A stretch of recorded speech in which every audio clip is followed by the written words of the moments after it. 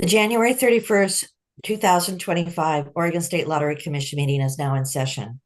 It's noted for the record that commissioners are attending the meeting via web, and a quorum of commissioners is present for today's meeting.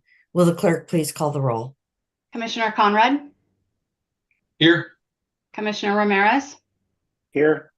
Commissioner Weller, Here. Commissioner Wilcox, Here. Chair Safoff. Here. Will the clerk also inform the commission of who else is in the meeting? Yes, we have Nate Carter with the Department of Justice. Welcome. Members of the public have the opportunity to provide written public comment to the commission for this meeting. Can the clerk please confirm that no public comment was received? That is correct. We did not receive any this month. Great, thank you. With that, we'll move to the minutes. The minutes of the previous commission meetings have been circulated to the commission in advance of today's meeting. If there are no changes to the minutes, is there a motion to approve? I move that the minutes of the Oregon State Lottery Commission meeting held on December 20th, 2024 and January 10th, 2025 be approved as final as presented today. Thank you. Do I have a second? Second. And will the clerk call the roll? Commissioner Conrad. Aye. Commissioner Ramirez, Aye. Commissioner Weller, Aye. Commissioner Wilcox, Aye. Chair Safoff. Aye. For the record, the motion is passed. Carl, you're next. Mr. Strauss, come on up and let's talk about the financial report. Marlene, I think we missed the director's report. Oh, Mike, I'm so sorry. That's okay. That's okay. I was going to go with it, so not a problem. No. I have a lot of papers in front of me, and I skipped that part of the agenda. So my apologies. Let's do the director's report. Let's do it. All right. Well, good morning, Chair Safoff and commissioners. Today, as you have seen, we have a full agenda of quarterly staff updates and presentations. So lots to cover today. But first, I'd like to start my director's report with just a couple of welcomes.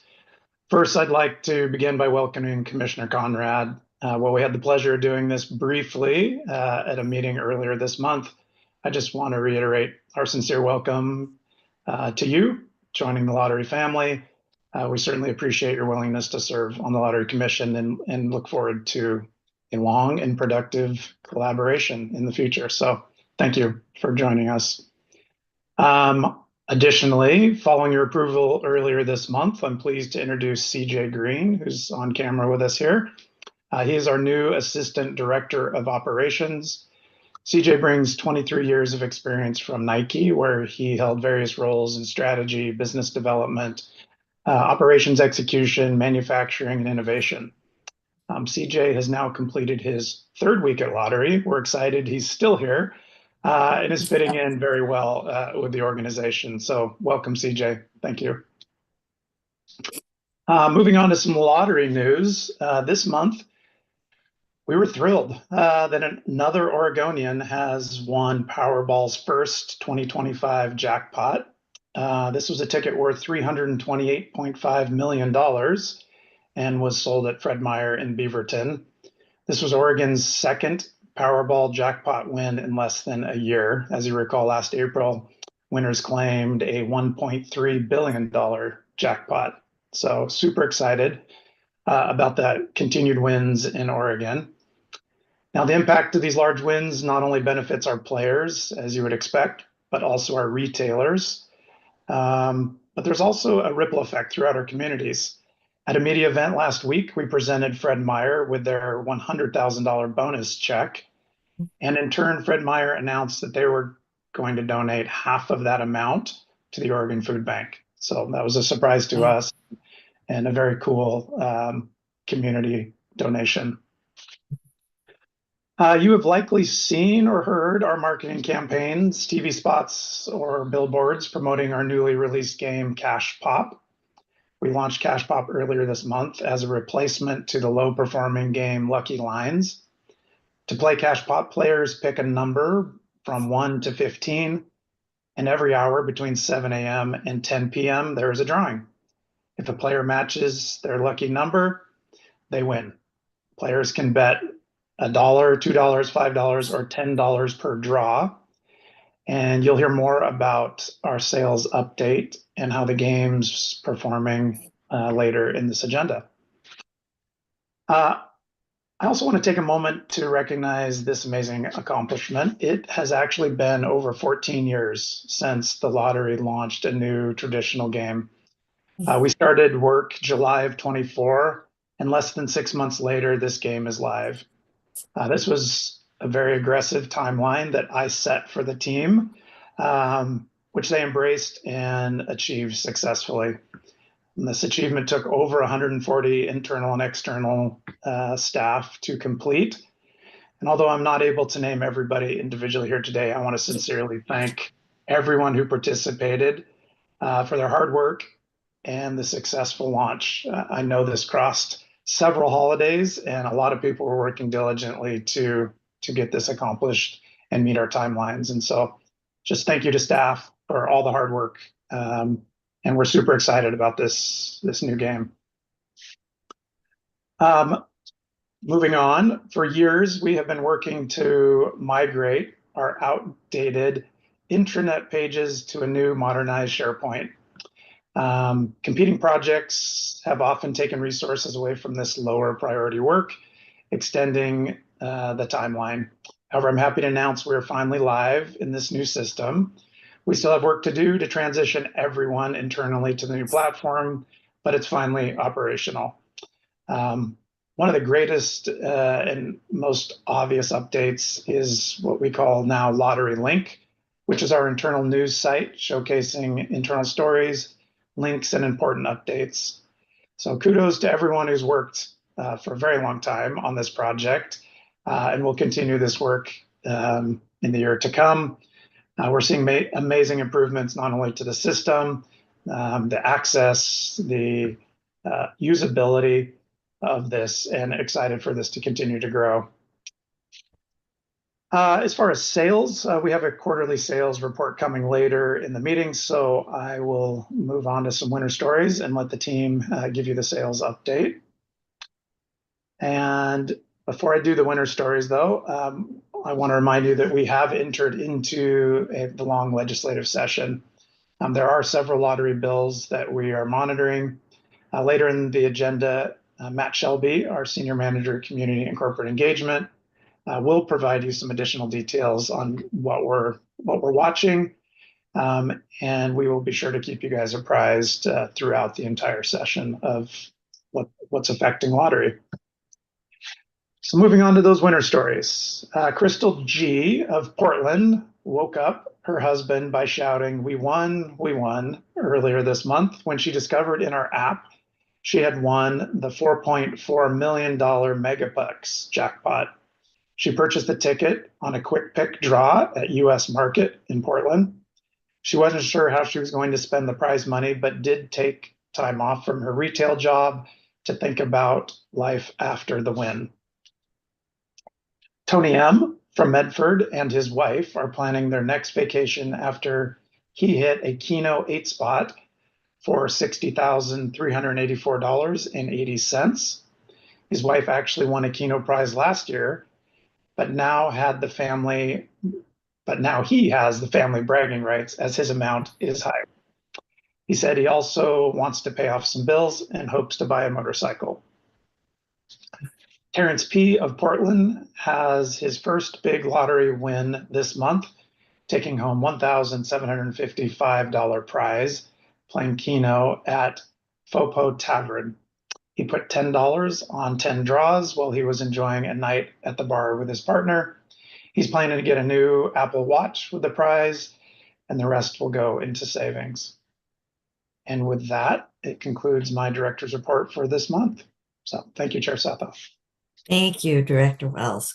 I want to point out that I also we did have a meeting, but I want to welcome Commissioner Conrad again. We're really grateful that you've stepped up for the lottery with us, and I'm also very pleased and looking forward to working with CJ on the value he'll bring to the lottery.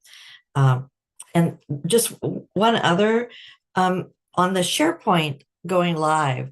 the value we've seen is sort of collaborative, being able to collaborate so much easier. Is that what you're seeing or you intend to see? Yeah, that was the sense. We've had an older version of SharePoint operational within this organization for years, but the updates give us more functionality, a lot better user environment, and yes, we intend to see additional collaboration as we move forward. Great.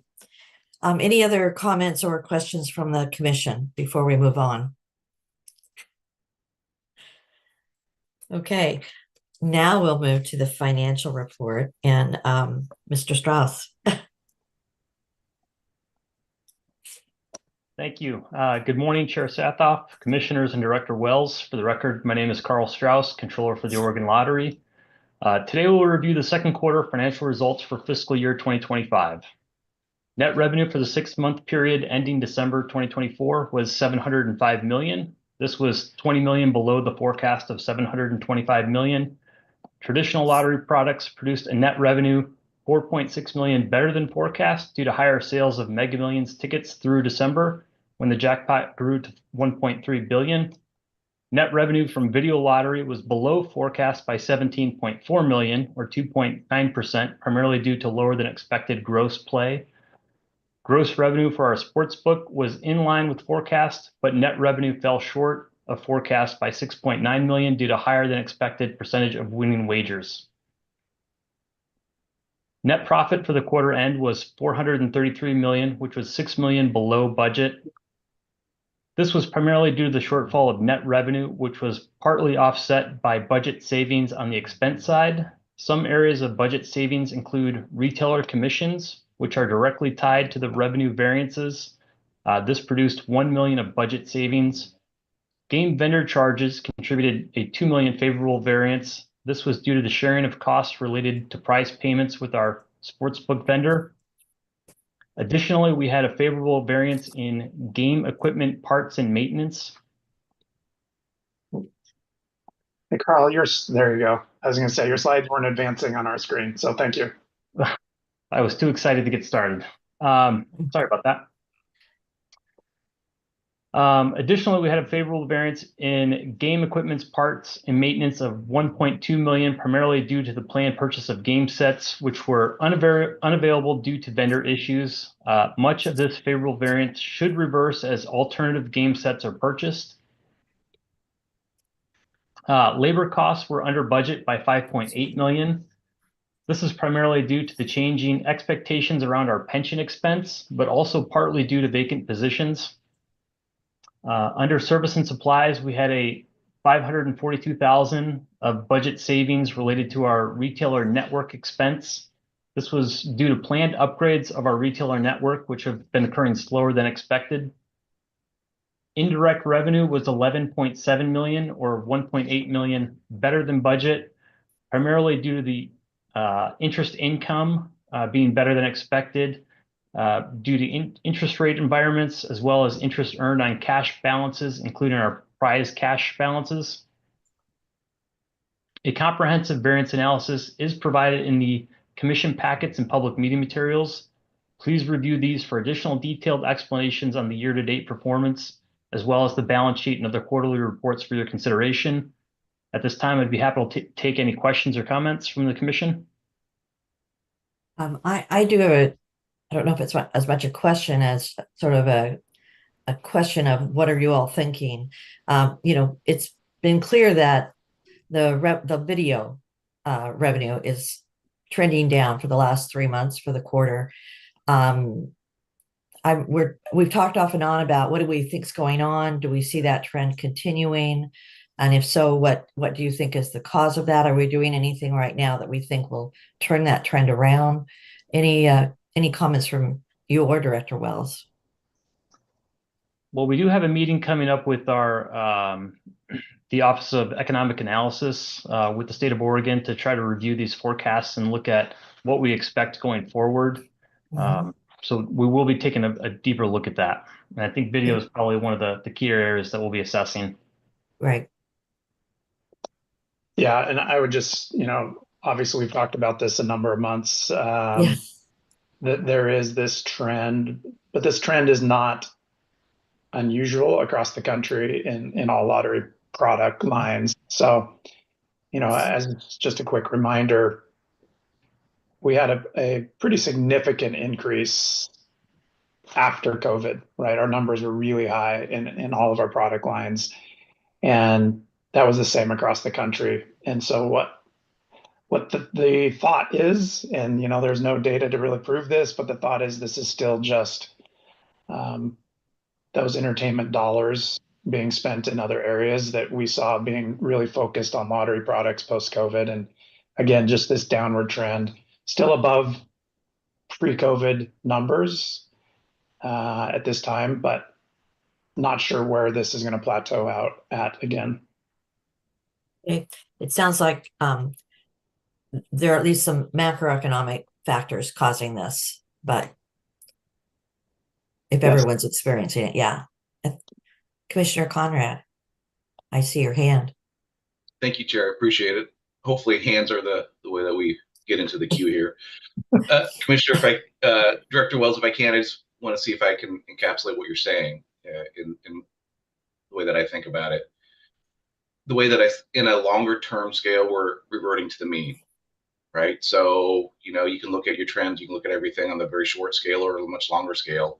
The way I hear you talking about probably going to be reverting to the mean, probably somewhere in and around the pre-COVID area. So we can expect this to continue, but we should expect it to continue, and it should not be something that we get worried about or that we have to feel like we have to take action right now, because this is just part of those larger macroeconomic and long-term trends. Would that be kind of a fair characterization of your sentiment at this time? At this point, that's our characterization of this. Yes, exactly. We are not super concerned about this at this point. Thank you. Okay. Any other comments or questions from the commission? The guy whose picture showed up late has a couple of questions. There you are.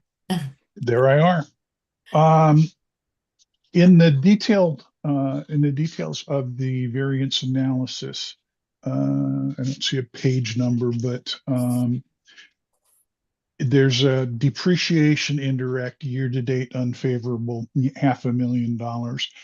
And it states lease depreciation is over estimates due mainly to billboard lease renewals not being anticipated in the budget. In addition, there is, where did I see it? On the next page. Additional small overages are from vehicle purchases and the building security system not being included in the budget. Those seem like somewhat relevant items that it's a little surprising to me were not anticipated, were not expected, and were not planned for in the budget. I will take as much responsibility as anyone else for not asking about it when the budget was presented, but it's a little surprising to me to have those kinds of variances show up now. Well, as a point of clarification, I believe these were budgeted items. However, the leasing standards would dictate that it gets recorded as a depreciation or an amortization expense rather than a lease payment. So I believe it was budgeted. However, it was probably budgeted in a different expense line. Okay, because this analysis states lease depreciation over estimates, the only billboard lease renewals not being anticipated in the budget. I got to figure the lease, with what you're saying, the lease renewals were anticipated, but were categorized differently, which is a whole different situation from what this says to me. I will look into that and get some clarification on that. It may be a combination of one, the budget being in a different expense line, but then also there may have been additional volume of billboards that was unplanned. So let me look into that for you. I would appreciate that. And then sort of as a generic question, I'm going to guess that some of the variances that are analyzed and explained here will appear more appropriate after implementation of the internal audit recommendations. Is that a valid presumption on my part? So as a clarification, you're asking if the variances shown here in the variance analysis would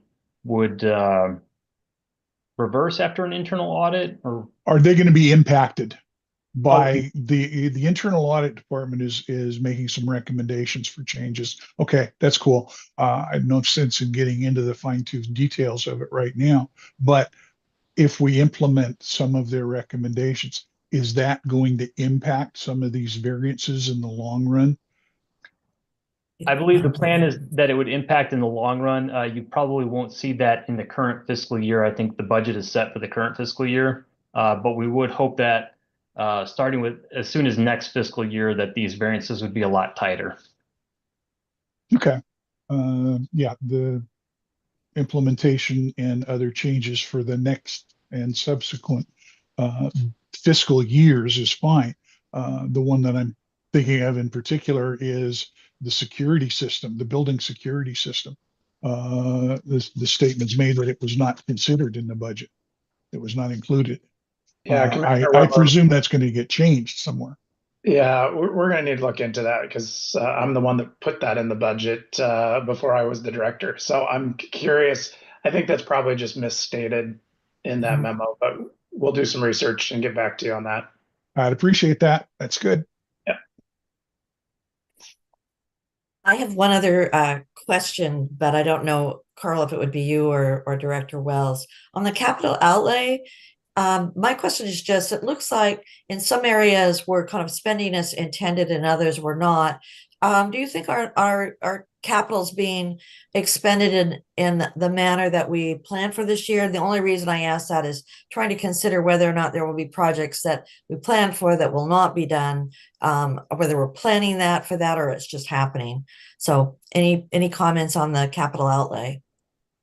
I have not seen unplanned capital expenditures coming through. I know that we've had some planned enhancements to our video terminals, our video lottery terminals, but other than that, I have not seen things that were unbudgeted or unplanned coming in.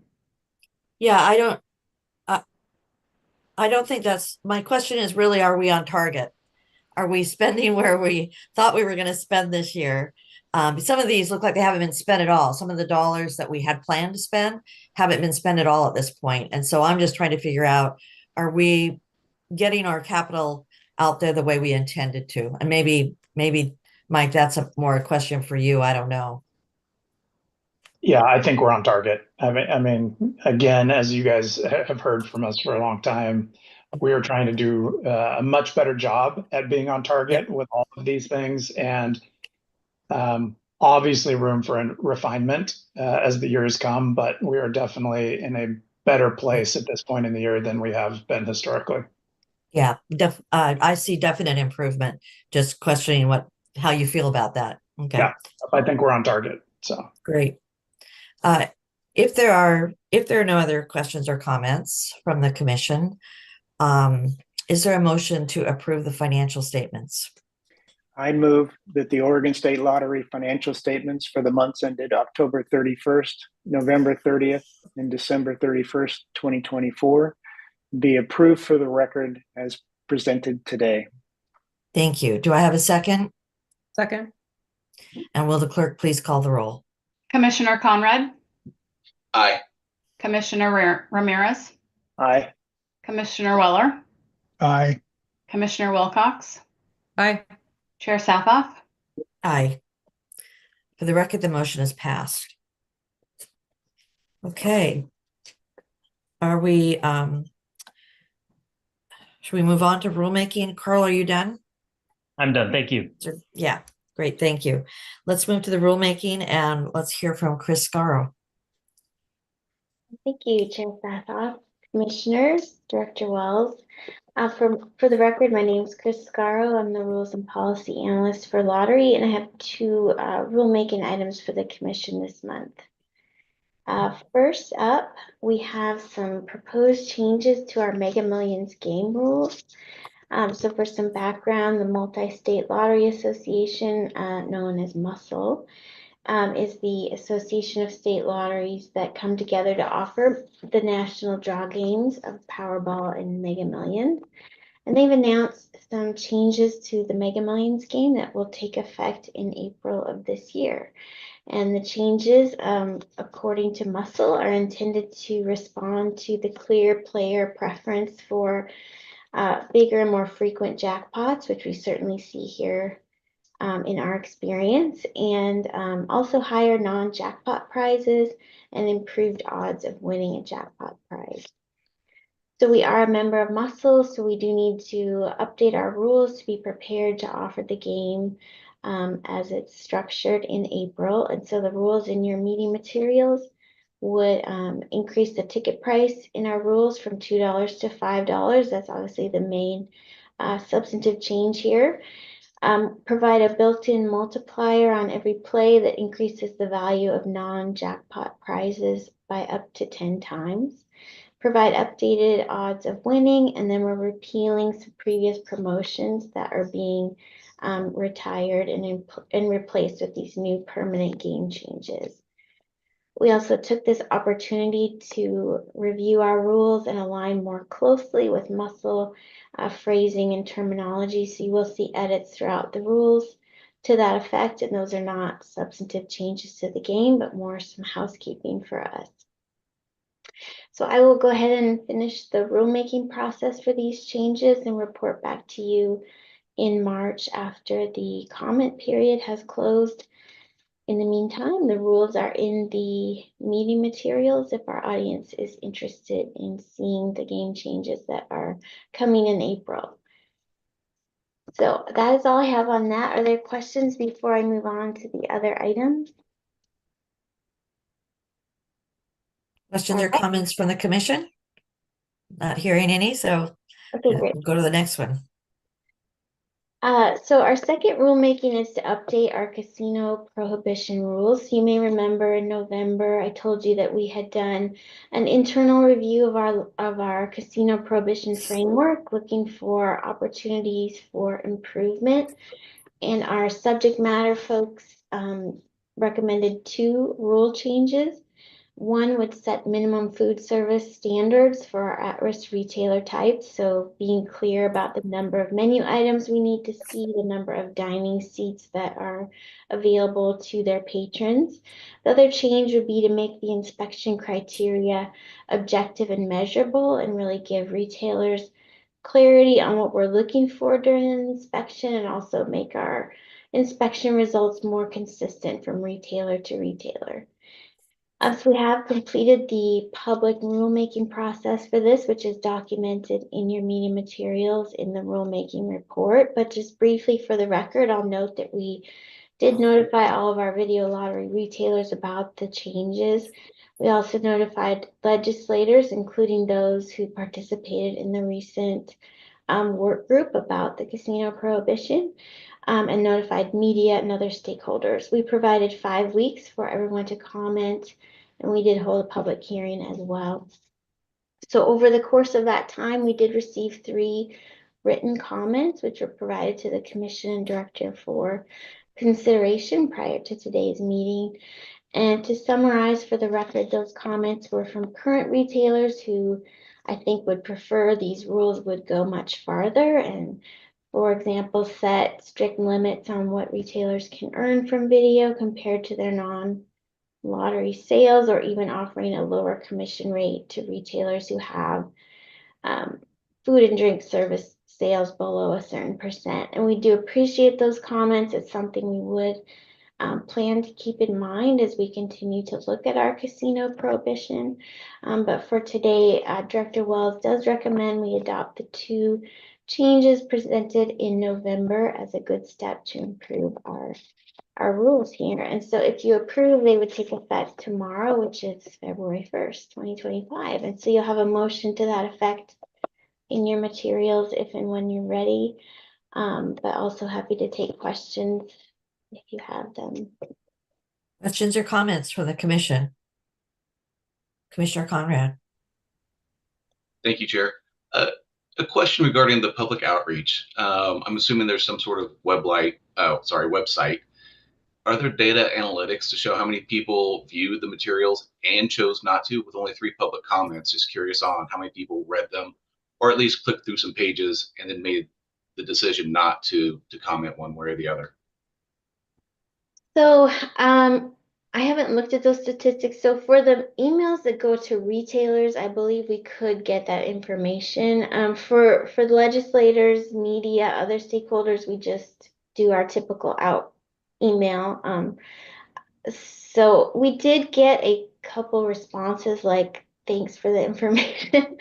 But I can't say exactly how many read and why they didn't comment. I think I know we did specific outreach to there's a small group of retailers who are subject to these particular rules, and we did do a special outreach directly to them, but just with a regular email. And I know a few said, thank you, we'll review this. But as to why they didn't comment, or it's hard to say. But we could pull stats on how many opened the mass email. So we could look I at that. appreciate that, and their motivations, but I'm just curious about engagement, and Yeah, just to make sure that the channels and the streams that we're reaching out to folks are the right ones to get the right group that would be interested in doing that. So not worried about it for this one, but in the future, that's just something I'm interested in. It's just engagement numbers, however we could get that, whatever data you have. sure. Thank you. I had the impression, it could be wrong, from the printed materials, that while we, in this instance, did not adopt what the few comments we got were, we didn't adopt that. We didn't sort of close the door on that. It was kind of like, let's try this, the limited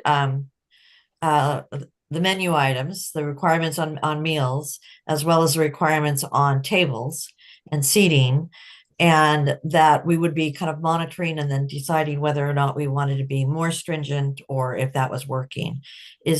Am I characterizing that correctly? Yeah. Oh, Yep, go ahead, Derek. Yeah, I would just say this is definitely an iterative process that we're looking at, right? The first step was trying to be more objective in our review. It was the way it was previously written was quite subjective for our team when they went out and did a review, and would be very difficult for a retailer to, I think, read the rules and understand exactly what they needed to do to be in compliance. So step one was to try to make it much clearer so these retailers can get themselves into compliance with this basis, and then continue to monitor and make additional changes if we see those are necessary. Well, I do think they're clear. I appreciated that we're taking a little of the gray out of the analysis for decision making. I think that's helpful. It's helpful to the public. It's helpful to us. So I appreciate this first step. Okay. With that, is there a motion to adopt the proposed rulemaking? I move that OAR 177-040-0050 and OAR 177-040-0061 be amended as presented in the material meetings today, effective February 1st, 2025. Thank you. Do I have a second? Second. Will the clerk please call the roll? Commissioner Conrad? Aye. Commissioner Ramirez? Aye. Commissioner Weller? Aye. Commissioner Wilcox? Aye. Chair Sathoff? Aye. For the record, the motion is passed. Thank you, Chris. Thank you. Right, Director Wells, Alternative Compensation Agreement, Game Store. Yes, thank you, Chair Sathoff. Commissioners, you should have a memo in your meeting materials regarding the request for an approval of an alternative compensation agreement for Game Store LLC, a retailer of our traditional lottery products. Your memo provides quite a bit more detail, but as a reminder, OAR allows for the director, with the approval of the commission to enter into an alternative compensation agreement for our traditional lottery retailers, not our video lottery retailers, to support innovative business models that attract or retain retailers offering different styles of sale. To date, the commission has approved alternative compensation agreements for two other retailers whose traditional sales have exceeded 2.5 million in the fiscal year. As a result, their commission rate increases from 8% to 10% of gross weekly sales.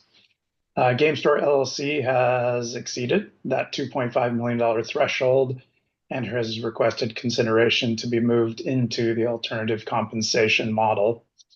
I am familiar with the business and the sales information and do find that GameStore LLC has met our established criteria for this alternative compensation and am recommending the commission's approval for this alternative compensation model for GameStore LLC.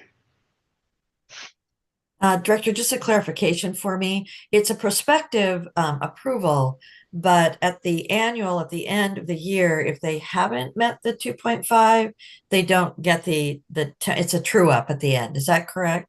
Exactly right. Yep, that is exactly correct. Okay, thank you. Questions or comments from the commission? Yeah, I had one. So I understand there's a precedent, and so there's just doing it for this customer makes sense. I'm just curious, how did the original program get set up where the first two were given this? Because my understanding is it's part about shoring them up and making sure that you have them as a customer. But how much risk is there really when they're so dependent on such a high dollar value? Risk to whom? To the retailer or to lottery? A risk to the lottery that they would go away if you Okay. didn't do this. Yeah. Yeah. So I think historically this was something brought to the commission many years ago to enter into this alternative compensation idea that was approved upon. We have very few retailers that are selling at this dollar value. So yes, would they quit doing business with us if we did not give them this? No, I doubt that they would. But trying to treat these retailers equitably and fairly. Again, we've had two prior retailers who have been granted this alternative compensation agreement, and so again, trying to treat them equally. These people qualify for this, and so that would be the request. Yeah, I mean, I understand the being equitable given that you have this program now. I'm just curious, how did you start with the program? Like, why did you do it in the first place? Yeah, I think this was before my time here. However, my understanding of the history is this was trying to incentivize traditional retailers to look at selling in different business aspects. So to really be innovative in the way that they sell our products and try to actually grow their businesses a little Yep. greater in that traditional product line. Yeah, I wish I had a better memory of it, but I was going to say, my memory is that it was suggested as an incentive. I'm not even sure. It might have been a negotiation where the retailers asked for some incentive and to do. So but I do recall it was about, let's incent them to do better, do more. Okay. Marty, we may suggest in the next negotiation we look at it, and if we don't think it's achieving that, then maybe it's not something we want to continue. I don't. No, Yeah. I mean, that clarification helps. That it was set up to incent them to sell more, not, hey, I'm selling a lot, so give me a discount. Right. It wasn't that. Right.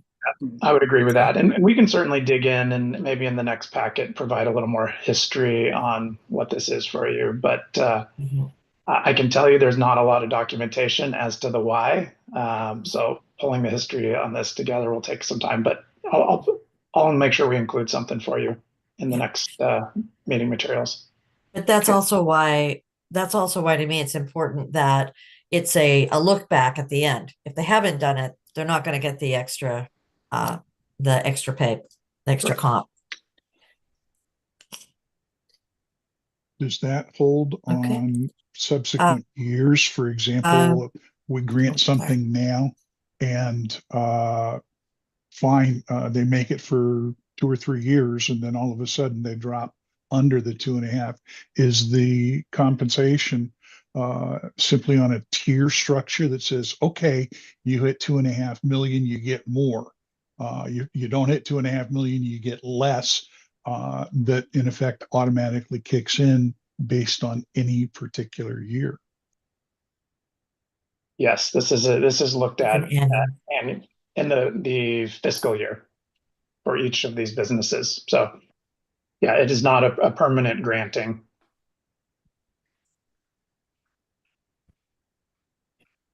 Okay, with that, is there a motion to approve the proposed alternative compensation agreement?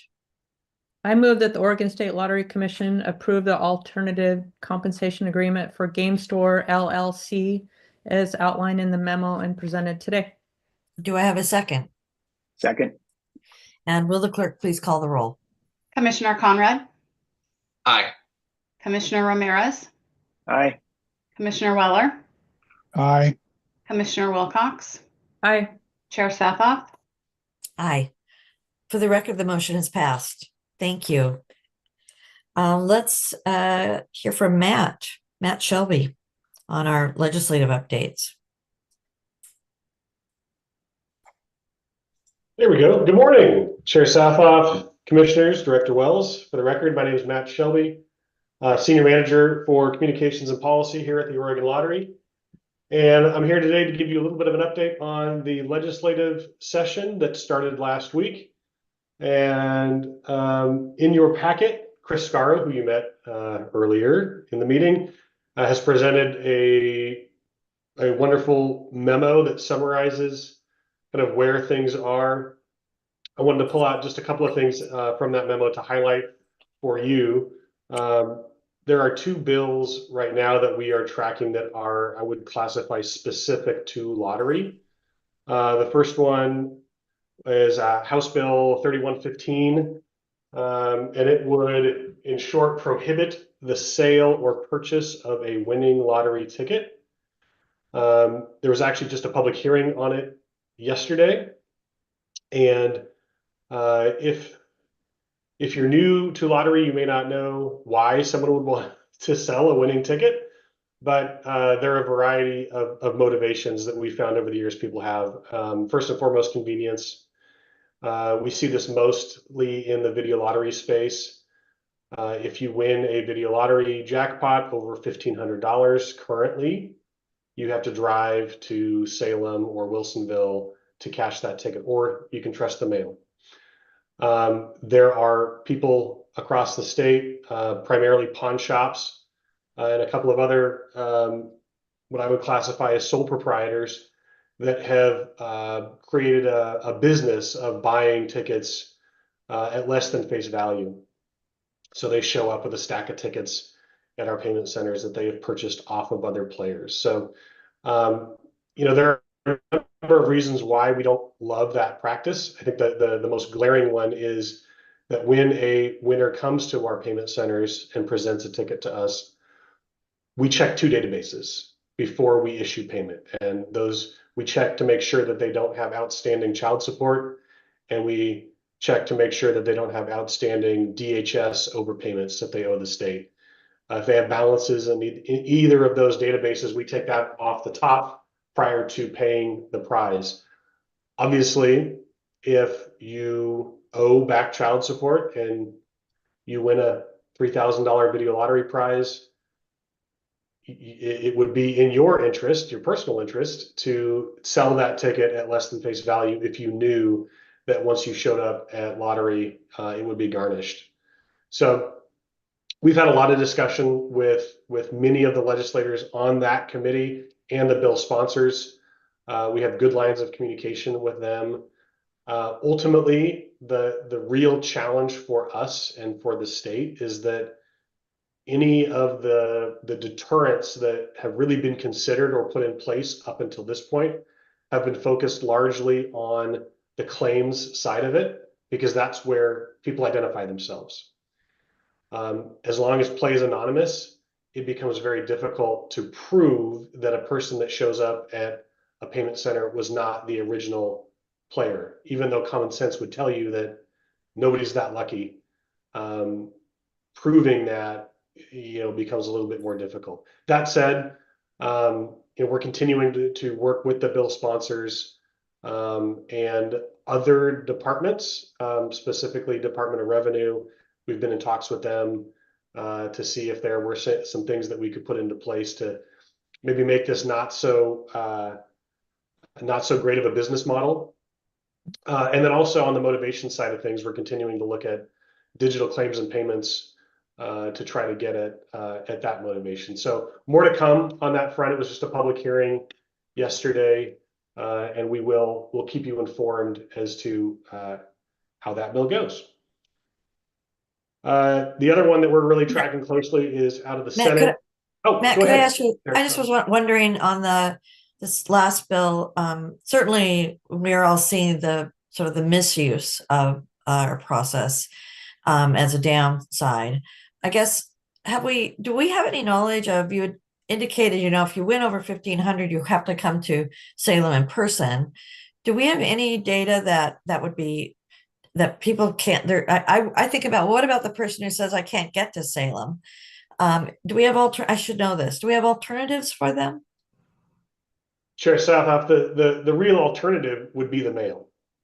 And we do have people that mail in claims. But obviously I can't play the lottery, but if I could, and I was holding a piece of receipt tape that was worth $5,000 or $3,000, I'm not sure that I would trust the mail to do that. And I think, anecdotally, we see a lot of people would rather deliver that in person, but you're absolutely right. Our payment centers are both in the Valley. They're open Monday through Friday, 8 to 5. And that presents some real challenges for folks. So that's where we're looking, kind of longer term at if we could offer a digital claim and payment option. We think that would certainly, from a customer service standpoint, improve things for our players, and again, take away, really undercut one of those primary motivators that people may have to. Seems like a good idea at a discount. Thank you. Any other questions on this bill before I go to the next? So the next bill is out of the Senate, Bill 914. It's pretty straightforward. It would require that lottery put the helpline, the gambling helpline, on lottery billboards. And I think, again, we have a good relationship with Senator Gelser, the sponsor of that bill. This is early in the session. It has not had a public hearing yet. It's just been posted. So we're going to reach out and kind of engage in dialogue with her a bit more to see just exactly what the goal is. Talk a little bit about, what can we do even without a law change. So more to come on that front, but it's one we're certainly leaning in and having discussions on. Go ahead, Commissioner. Oh, sorry. Quick question on that. It says certain billboards, and I'm just curious if they're looking more at like a video lottery, or is this traditional products? Or maybe you don't know yet. Not exactly sure yet. I think that's where we, are looking forward to communicating more with Senator Gelser to see kind of just exactly what it entails. The relating clause on that bill is pretty broad. So I think more to come on that front. But for your information, we have a number of types of billboards that we have out in the state right now. There are the ones that are the digital billboards that show the jackpot amounts. And then we have and they don't change much, right? We swap them out when they wear out. But then we have more product-centric billboards Most recently, we had a bunch of billboards around the state that were supporting the Cash Pop launch. So those kind of change out a little more often. And then we also have billboards that don't say the Oregon Lottery, but they promote OPGR, the Problem Gambling Resource. And those are billboards that we fund as well. So I think off the top of my head, those are the 3 different kinds that we have, but looking forward to talking with the senator more about kind of just exactly what her thoughts are. Thank you. Hey, Matt, this is, I've got a couple quick questions, kind of related. Do you have any implementation concerns regarding either bill as they currently stand? And has Lottery put forward a fiscal on either of these? And if so, what kind of fiscal did you put forward? It's a great question. We have not been asked for a fiscal yet, so we have not put one forward. That said, I think depending on the outcome of the bill, if this is a prospective kind of requirement going forward, obviously the fiscal becomes much less, because we would, whatever the requirements, let's say it was as simple as you have to put the phone number on a billboard. As we swap the billboards out over time because they wear out or we're changing them out, if the requirement was just you have to add a phone number, obviously the fiscal there was very low, because we would be changing those out as just a matter of course. If the requirement is to go and immediately change out all the billboards to comply with that, the expense would be much greater. So I think it kind of depends a little bit on what the ultimate requirement is. And that's where, again, we haven't had the opportunity to talk directly with Senator Gilser yet, but those are exactly the types of questions I think that we would ask.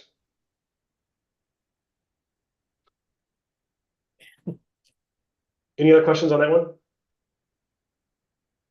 So beyond those 2 bills, there in your memo, there's a whole list that shows kind of our bill tracker that Chris maintains throughout the session. So we'll continue to monitor those and bring the commission up to speed on any developments that we see. This is a long session year, so we're going to be here for all spring and into the summer a bit. If you have any questions, feel free to reach out to Chris or myself. I think, and Director Wells would likely agree with me, that over the last few sessions, we have worked to improve Lottery's relationship with the legislature and communication with the legislature. And we're seeing that, I think, pay dividends for us right now. We're being leveraged more as a resource and for information and kind of being brought into the discussions earlier in the process. And I think that's a good thing. So we're going to continue to lean in on that and keep you posted. One of the things that we are, oh, go ahead. Yes. Sorry, I just this might not even be a question. I know we don't really have anything to do with the revenue bonds, all the different legislative revenue bond concepts, but I started realizing, and it's been a long time since I've looked at lottery bond legislation. Am I right in thinking that most of these, what they do is they take the total we give and they reallocate, or they so a portion that was going to a certain entity like economic development, if they added to a specific allocation for that, it would come out of that allocation? Or I don't think they're actually adding new transfer requirements. They're really taking what we already give and they're redistributing where it goes, or specifying where it goes. Am I right about that? Chair Sathoff, you're exactly right. Okay. We deliver 100% of our transfers. Yeah. And the allocation discussions that happen within the building are all within that 100%. So it's divvying it up. The pie is the pie, and yeah. If you carve off a 1% slice, then somebody gets 1% less. Yeah. And yes, those discussions. There are discussions this session around that specifically to county fairs. Actually, that's Mhm. one that we're seeing. But the way the structure is, lottery focuses on raising the money. We don't have really any say into Right, where it goes. right. So, but that said, it is interesting to watch and kind Mhm, of see where some of those things go.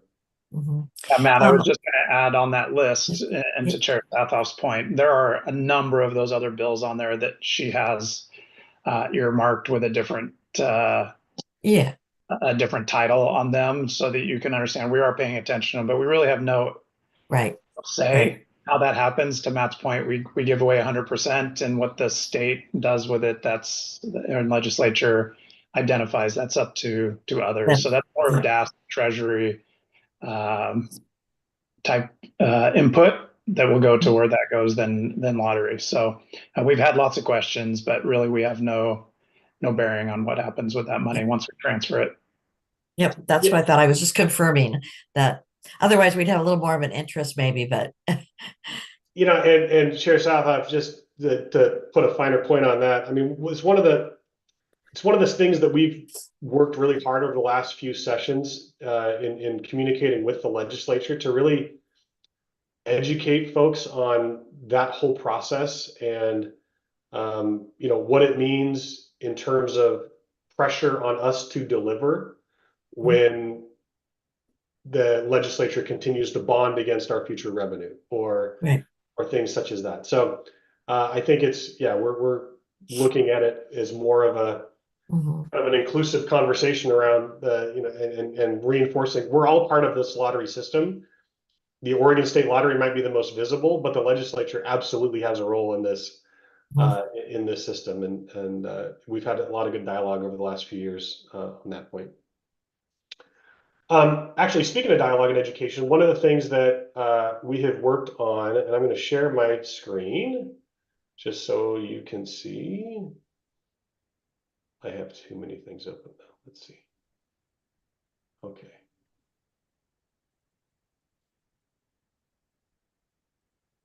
So we have an annual report that we have put out.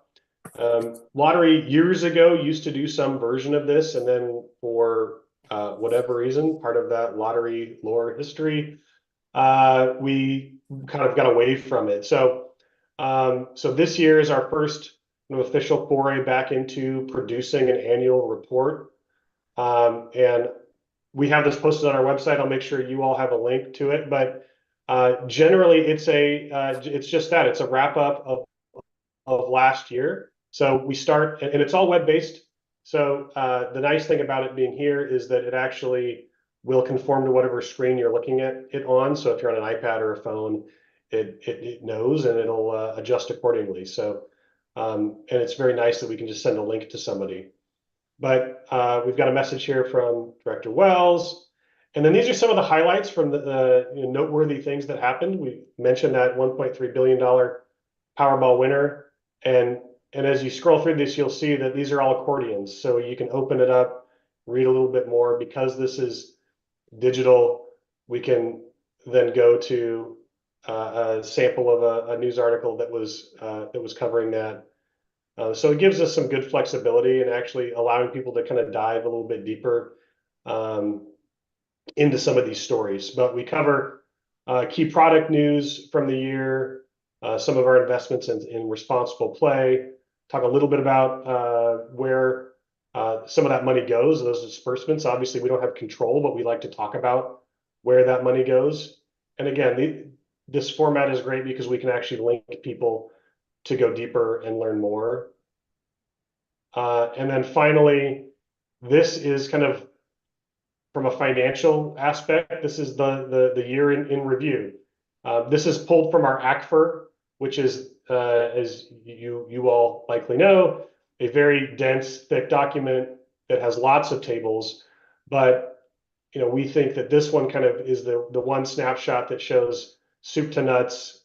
Here's all our revenue by game. This is where the money went in terms of operating expenses. These are the transfers. This is our 100% of the pie that we sent to the state. And I think, my opinion is this is a good good first start. Happy to get it out and have something to, when we have those legislative meetings, have something to kind of walk people through and share. The nice thing about those numbers is that they are audited. It's from the ACFR, so those numbers aren't going to change. And I think, again, from my perspective, it's important that as we have multiple people working at the lottery, engaging with all their different constituencies, that we're all kind of singing from the same sheet of music. And this helps with that. So we'll make sure that that you all have access to it as well, so that as you are engaging with folks, either professionally or otherwise, you have access to that, and it's an easy link to share. Is it posted? Will it be posted at the lottery site? It is, and Great. it currently is posted on the lottery site in the Great. About Us. Again, fun fact, the About Us section, we are in the process of kind of taking a holistic view, and we'll be making some improvements to that site between now and the end of the fiscal, likely. So it may change, but hopefully it's a change for the better. With I that, thought it was a nice report. great, thank you.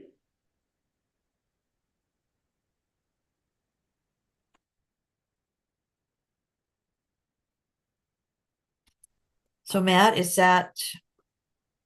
are you complete? That's the end. Okay. Yes, with that, Okay. that completes my Okay. report. That's all right. You told me it I was good, so I was out. Thank you. Thank you. We'll move to staff updates, and I don't know who wants to start. It's Ty.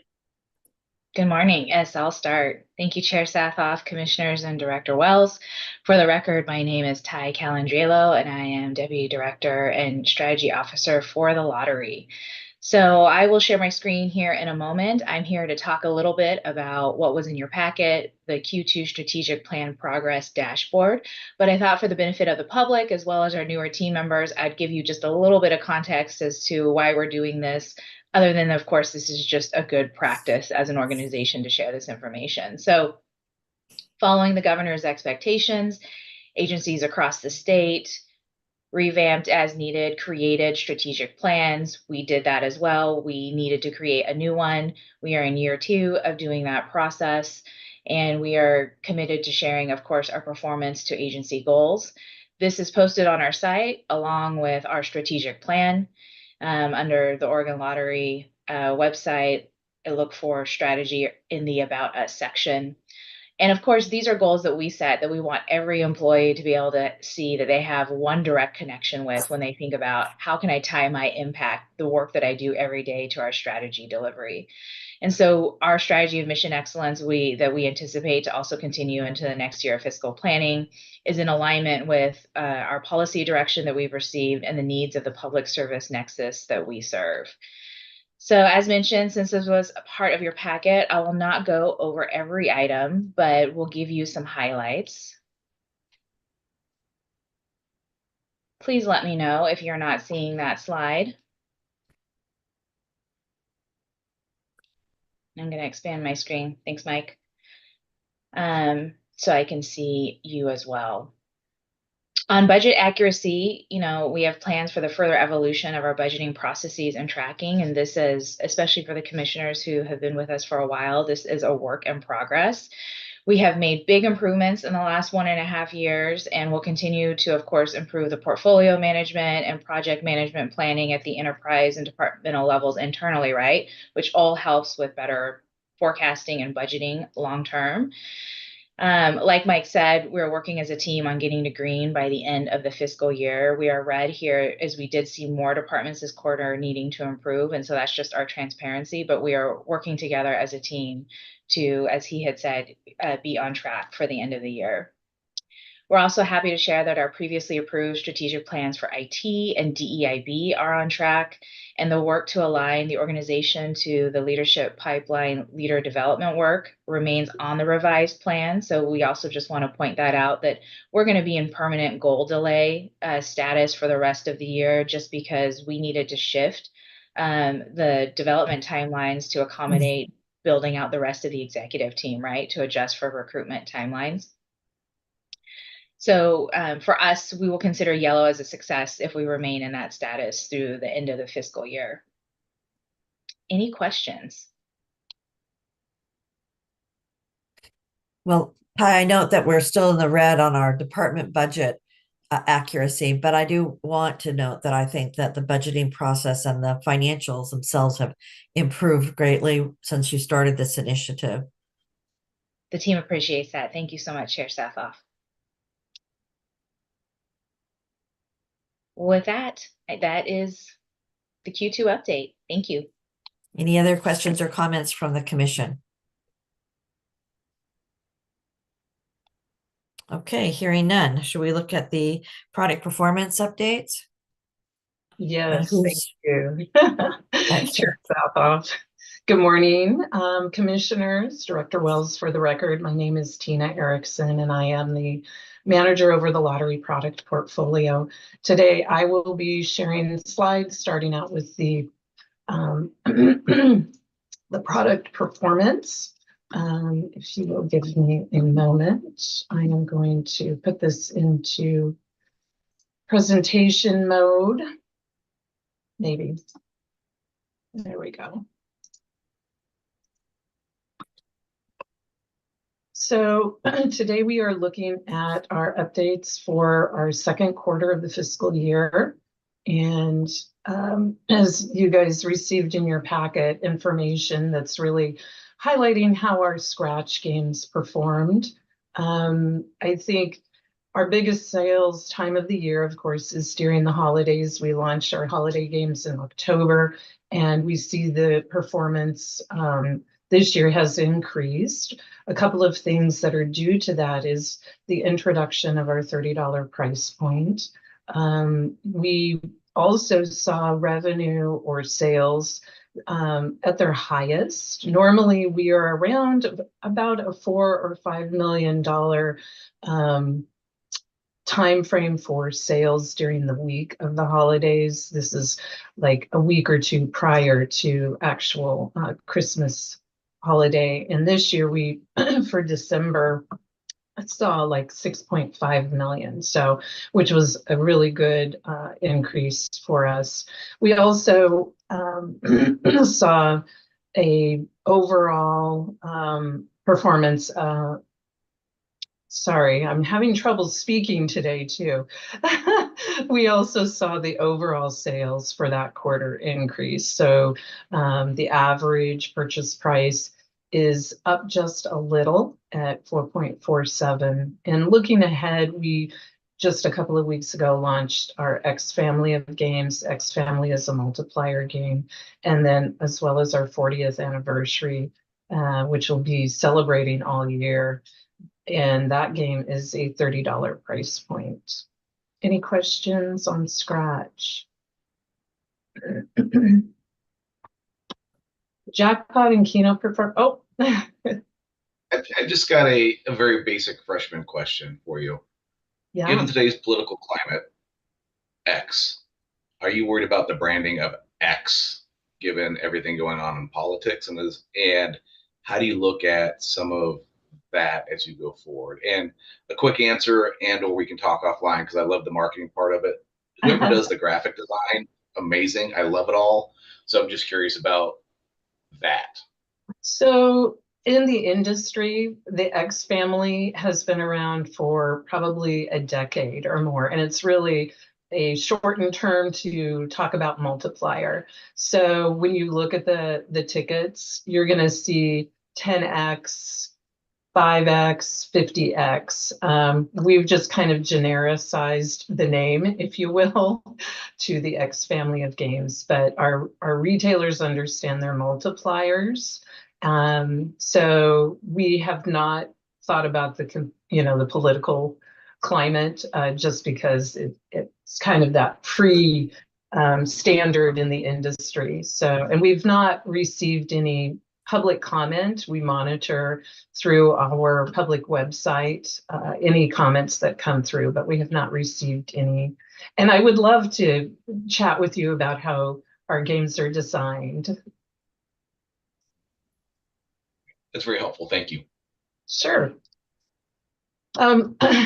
We know jackpots are definitely driven by or are our jackpots are really driving our different games here. So, what you're seeing is just really the influence of how these jackpots are impacting what our quarterly sales were. Mega Millions had a big jackpot roll up. But when we are looking year over year, we are seeing some of those differences. Again, we aren't concerned about this because we know throughout the year that the jackpots will start increasing and we will see those different variances at different times. Any questions? So Chris did an awesome job sharing the background on the Mega Millions enhancement. And I just really wanted to share that the group that was working on this, they spent a couple of years really trying to come up with a game that would be appealing to customers nationwide, but also something that kind of differentiated it from the current Powerball game. And as Chris had pointed out, we've got a slight matrix change and the prize structure is going to be a little more winnable. We do see, or we're kind of excited about the multiplier being automatically put on to the ticket, where currently it was an option where people can purchase it and it wasn't as exciting. This one, each one has a different multiplier. And if you have the winning combination, some winning numbers on there and you're winning a prize, you actually are getting to multiply your prize, not having to, oh, it was a 10x and match something there. So again, like Chris mentioned, the game is going live the 5th of April. So we've got our vendor and our internal teams really working on the development of the game and getting those changes ready to go. Any questions there? And then finally, just a brief Cash Pop update. We're just a little over 2 weeks in, and some of the early data that we're seeing is that our consumers are really enjoying playing this. We have sales that are over $600,000 compared to the previous Lucky Lines that we removed. It was averaging about $33,000 a week. We're averaging just under, 300,000. What we're looking at is most of our customers, about 60% of them, are wanting to play their favorite number. And out of that, we've got 4 different price points. We have the 1, the 2, the 5, and the 10. And about 40% of play is happening with a $1 wager.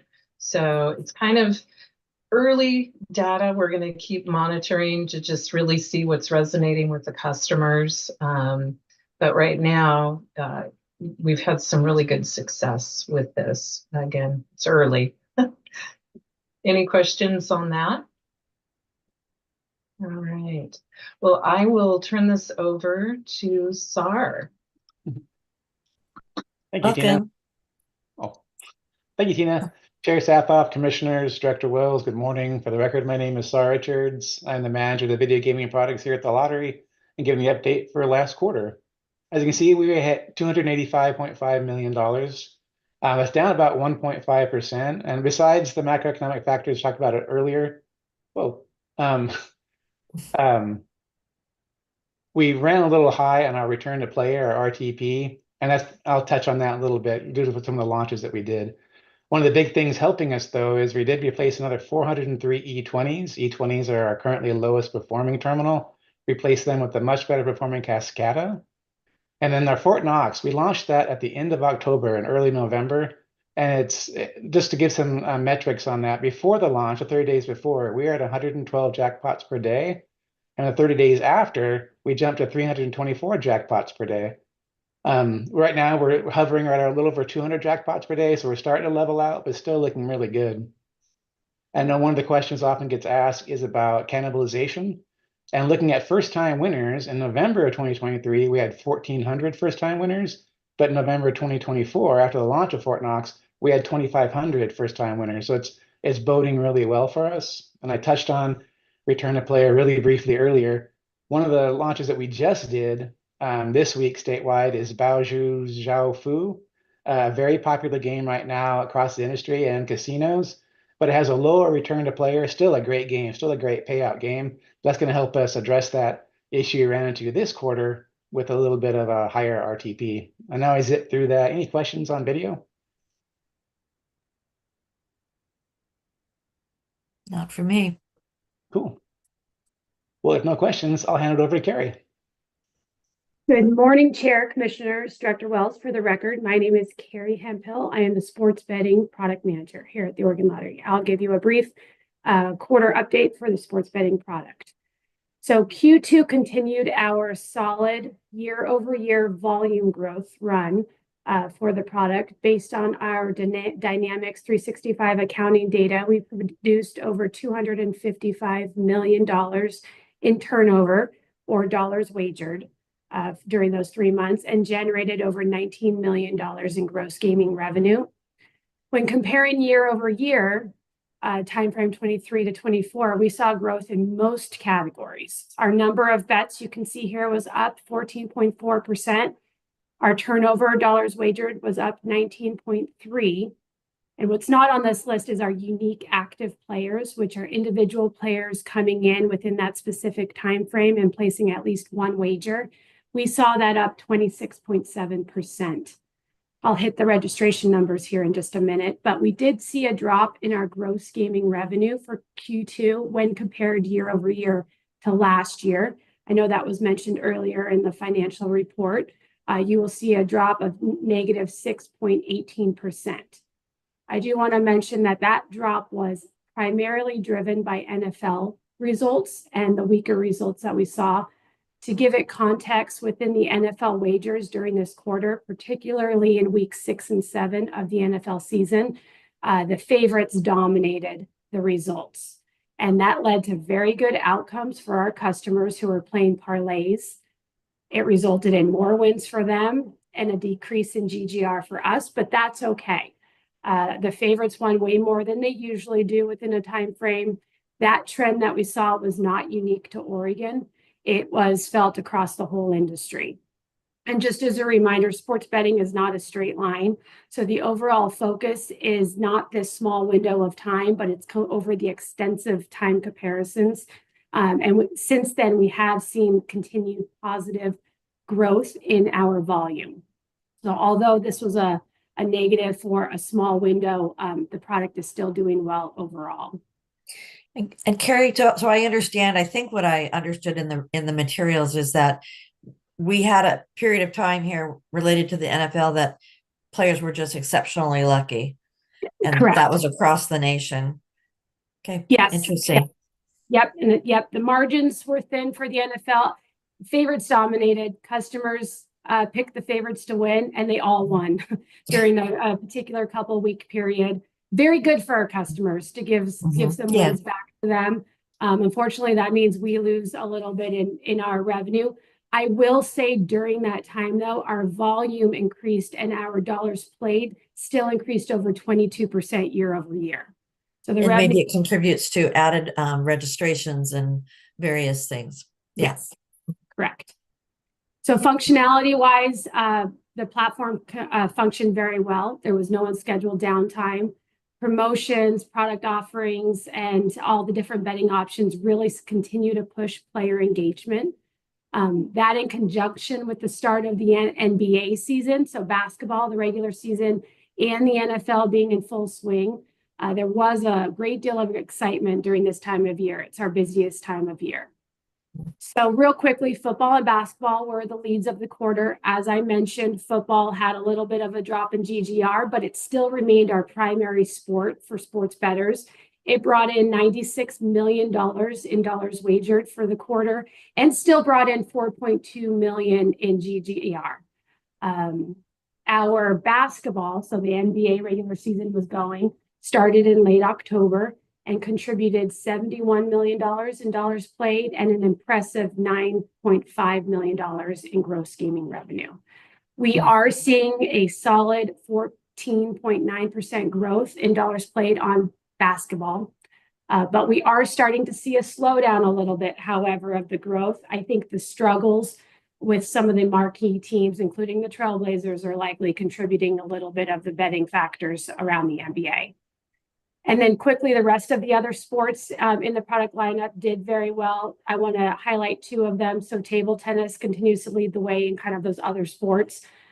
Outstanding year-over-year increases. Live betting on singles dominates that type of play, and it's really not showing any signs of slowing down. The kind of bright star of the quarter was boxing, if you guys have watched any of that. So there was a big surprise. We had the Mike Tyson versus Jake Paul match in November, and it generated spectacular turnover. That single event alone brought in $1.9 million in dollars played, with most of the customers backing Tyson. And because they did, we had excellent margin. He lost. So we had excellent margins at 68% and a GGR for that single event at $1.3 million. The overall interest in the fight was a surprise to the industry, felt nationwide, and it was a welcome bump for the quarter. The interesting thing with it is our registrations, you'll see on the screen, jumped 44% for the quarter. That primarily was driven by that boxing match. We saw 7,798 new registrations coming in that day alone on the day of the Tyson-Paul fight. To put that into perspective, on average during the quarter, our standard registrations are usually around 200. So Q2 brought in over 26,000 new players compared to last year, which was 17,000. It was a great jump for our registrations in the quarter. Obviously, looking ahead, we've got the Super Bowl coming up in a little over a week, so that's very exciting. And that closes my quarter update. I did want to address one last thing. Last quarter, I believe Chair Wilcox, you had asked how women's sports were doing within our product lineup. Right now, the WNBA is off season, so I'm comparing it to the Q1 while the WNBA was going. And in looking at Q1, it's about 5.4%. So total lottery net sales was about $354 million in Q1. And then when you look for female sports during that time, it was 19.2 million. So it adds up to about 5.4% of our overall interest, largely led by the WNBA. So we obviously still have female sports going right now, but we will see how that goes once the WNBA kicks off their season again later in the spring. And that is my sports update. If there are any questions. Thank you. Who's going to win the Super Bowl? I wish I could tell you.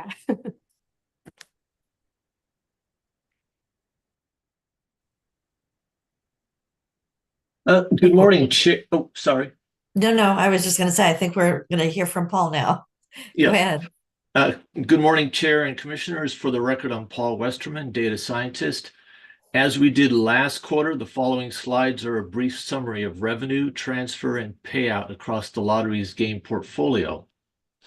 This particular page compares Q2 fiscal year 25 performance versus fiscal year 24 and compares this quarter's performance to the DAS forecast that was published at the beginning of Q2.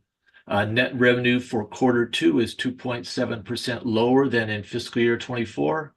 And the lower sales resulted in lower transfers by 2.7%. Compared to the DAS forecast, we're 5.6% below the net revenue forecast and 5.2% below the transfer forecast. Next slide, please. And now that we're in Q2, there is a year-to-date slide added to the presentation, and obviously that'll be added to for the rest of the quarterly presentations. Year-to-date overall net revenue is 1.5% lower than in fiscal year 24, and transfers are 2% lower versus fiscal year 24. compared to the DAS May forecast published at the beginning of the fiscal year, were 3.7% below the net revenue forecast and 3.4% below the transfer forecast. The largest contributing factor to that was Powerball, which was behind last year by 41 million at the end of December due to the 1 billion Powerball jackpot in Q1 and the $1.7 billion Powerball jackpot in Q2 of last year. Next slide, please. This page shows the distribution of net revenue and prizes comprising gross revenue for our product categories. Total year-to-date gross revenue was 8.6 billion, with video lottery accounting for 92% of the gross revenue and 82% of the total net revenue. Overall, 92% of the total gross revenue was paid out in prizes to players. Next slide, please. And here's an updated look at actual and projected quarterly net revenue over the 24-25 biennium. As noted previously, we experienced a 2.5% decline to 351.8 million when comparing Q2 in fiscal year 24 versus 25. The most recently published forecast from DAS, released in December, estimates lottery net revenue in our Q3 to reach 373.5 million. Did I Next slide. understand that there was going to be a meeting to revisit the forecast? Is that correct? Yes, correct. I mean, we meet with DAS regularly, Okay. just to discuss. Actually, we had a meeting with DAS yesterday, to discuss the product lines. And there's an exchange of information. Certainly, they expose to us macroeconomics that they're seeing, but we also provide insight to them as to things that we're seeing within the product line, perhaps changes in mechanics or matrix, also marketing efforts that would impact sales. So it's a constant flow of information back and forth. Okay, thank you. Sure. Next slide, please. So next I'll be showing a few slides that display a little more detail about the three jackpot games, Powerball, Mega Millions, and Mega Bucks. So on the next slide is some detail on, before that, I did want to discuss, this slide, sorry. With this one, I just wanted to discuss that, as we all know, the large jackpots that Powerball and Mega Millions experience, their contribution to revenue can be substantial, but sales can vary considerably quarter to quarter. So if we look at year-to-date revenue with and without Powerball and Mega Millions, we see in the box on the left a 1.5% decrease in total revenue with Powerball and Mega Millions. But on the box on the right, we actually see a 1% increase in total revenue without Powerball and Mega Millions. And if we take a little bit of a deeper dive, if we look at the bluish green band on the left, there was a 15% decrease in sales with Powerball and Mega Millions. And in the box on the right, there's actually a 6.4% increase if we exclude Powerball and Mega Millions. And again, as noted previously, this is due to the 1 billion Powerball jackpot in Q1 of fiscal year 24 and the 1.7 billion Powerball jackpot in Q2 of fiscal year 24. But as Tina mentioned, again, we see variations quarter over quarter, but at the end of the year, those variances tend to, I don't want to say flatten out, but they tend to smooth out or equal out in terms of total revenue.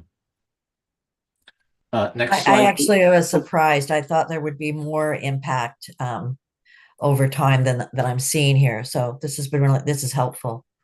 Well, if we were to look at each of the products, as I said, Powerball was down, or sorry.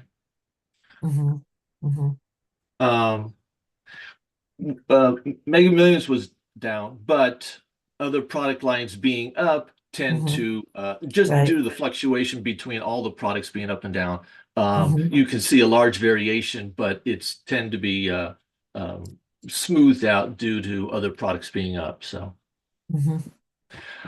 next slide, please. So have you seen with sales reports at past commission meetings, there is a strong relationship between sales and jackpot amounts. Over time, though, what was once considered a high jackpot amount can lose its novelty. So changes have been made periodically to Powerball and Mega Millions to increase jackpot sizes. I do want to point out that at the lower jackpot levels, the games do generate consistent sales, and Mega Millions has been seeing increasing sales when the jackpots start over at 20 million. For Powerball, it's typically about $265,000 per draw, and that's 3 times a week. Mega Millions is about $210,000 2 times a week when the jackpot resets.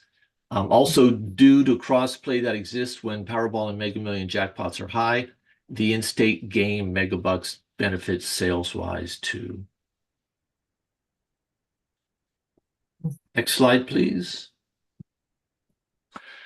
So for Powerball, when the percent of Oregonians who play Powerball, while the percent of Oregonians who play Powerball is similar to the percent of Oregonians who play Mega Millions, the lottery generates actually more revenue from Powerball.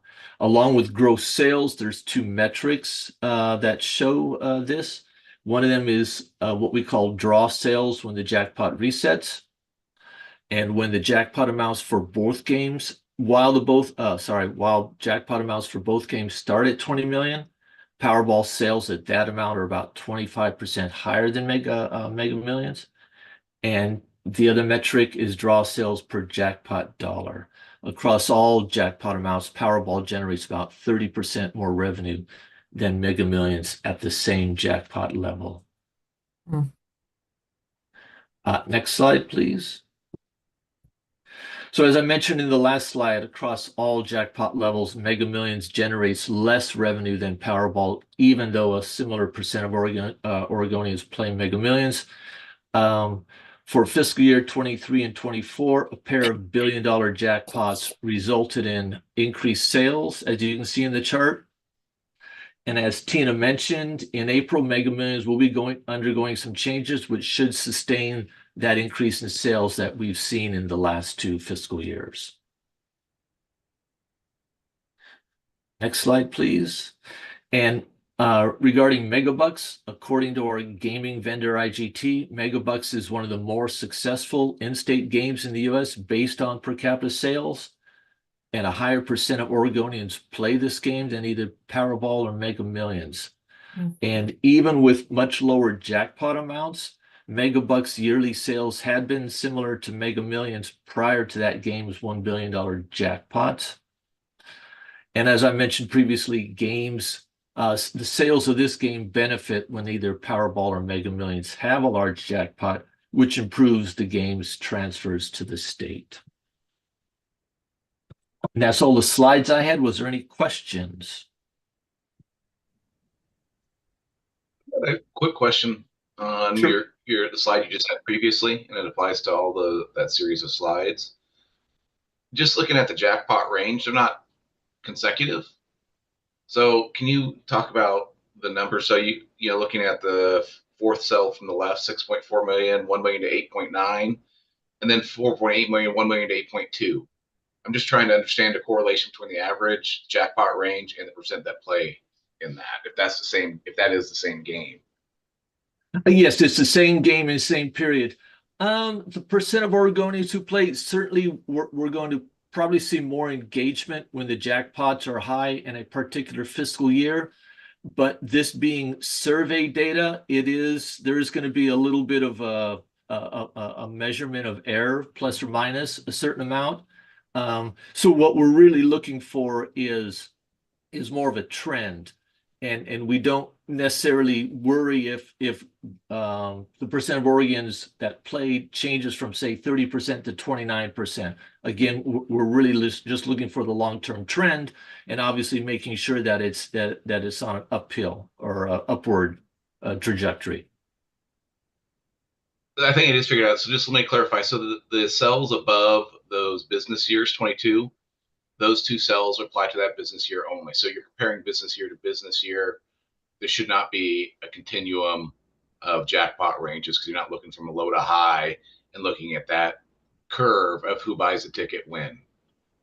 Well, the cells above, the cells up above both do correspond to the fiscal year below, if that was your question. That answers my question. Okay. Thank you. I'm sorry. Okay.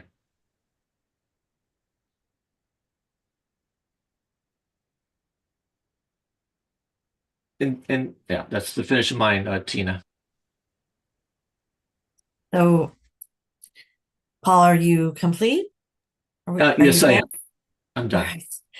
Thank you. Any questions or comments for Mr. Westerman? Okay, hearing none. Thank you very much, Paul. We'll move to Commissioner Communications and start with Commissioner Weller on the Audit Committee update.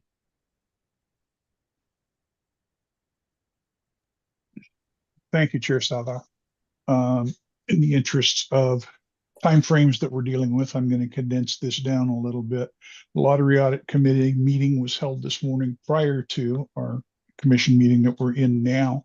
The Audit Committee was briefed on the lottery's enterprise risk management program.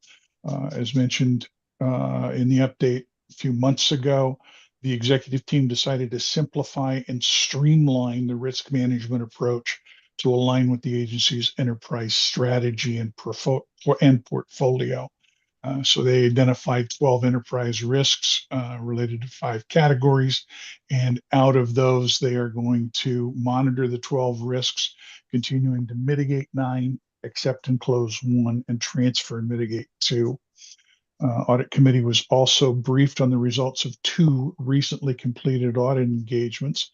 First was the annual follow-up review of open audit recommendations, the annual follow-up report summarizing the status of the corrections that are being taken for open audit recommendations issued by the Internal Audit Department.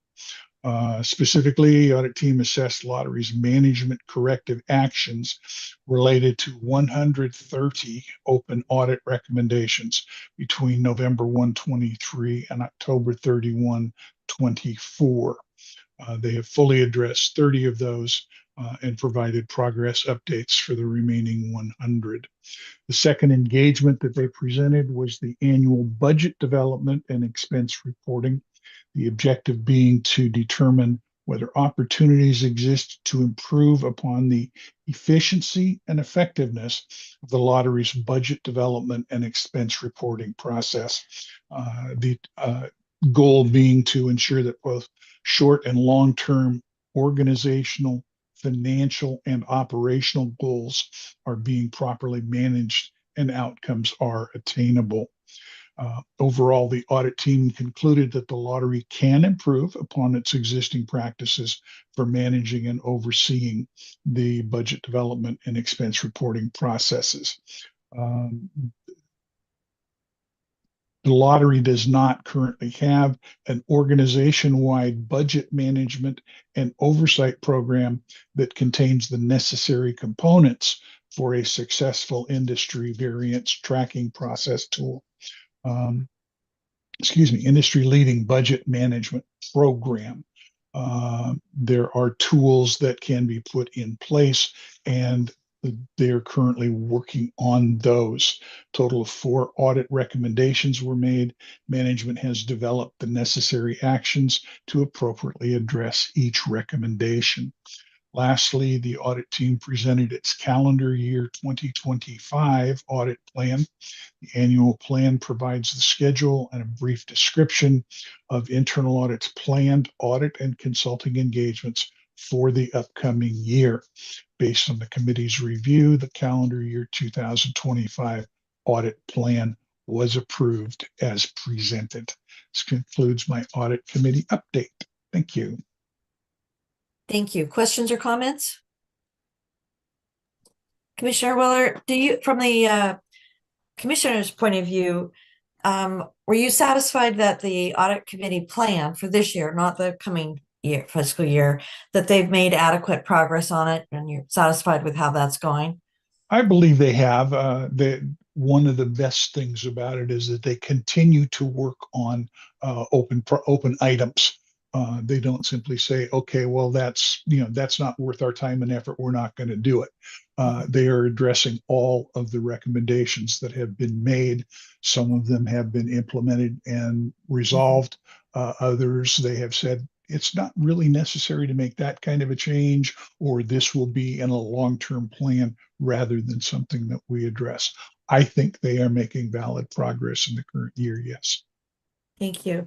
And similarly, management's responses are timely and management's responding to the audit recommendations. I don't know. The director's kind of good at that. Yes. Yeah, they seem to be working together from all indications that I've been able to glean from it. They're doing an excellent job communicating with each other, helping people within the organization understand, hey, we're on the same team. Just because we got a title of internal audit doesn't mean we're looking for what's wrong. We're looking to help what we've already got going and improve on it if we can. Thank you. Okay, with that, are there any other commissioner communications or other business anyone would like to raise at this time?